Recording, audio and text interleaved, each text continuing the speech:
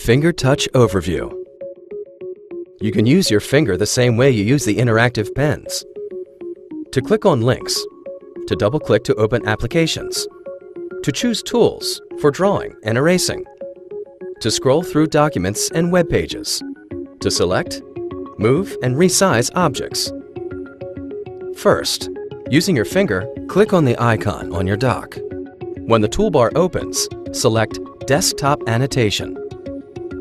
You can then use your finger to select the mouse button and open another application, such as Internet Browser. When the program opens, you can use your finger to scroll or advance through the web page.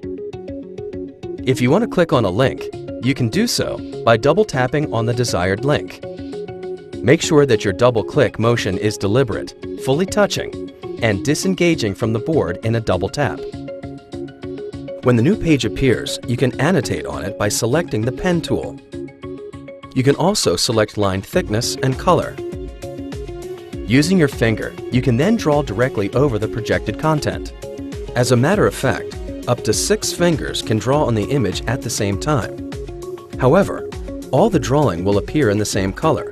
This is because the projector cannot discern between one person's finger and another's. To scroll, touch the board and drag your finger in a downward motion to advance the page. Drag in an upward motion to return to the top of the page. You can also use the tools to draw objects and shapes. Touch the Shape tool. Select a shape, filled or unfilled. Touch the board and drag your finger to draw the shape. Then release.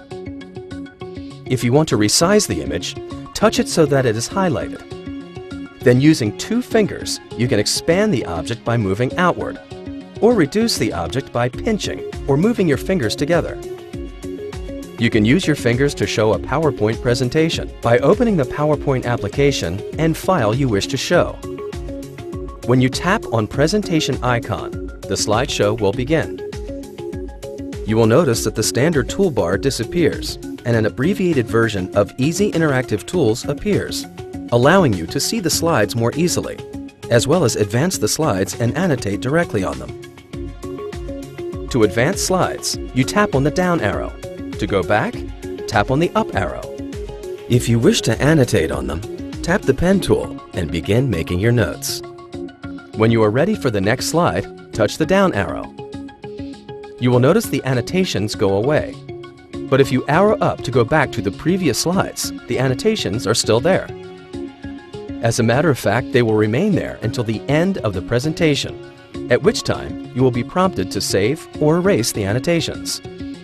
If you choose to save them, they will actually become part of the PowerPoint slides and will show next time you open the file. They can always be removed at a later time if desired.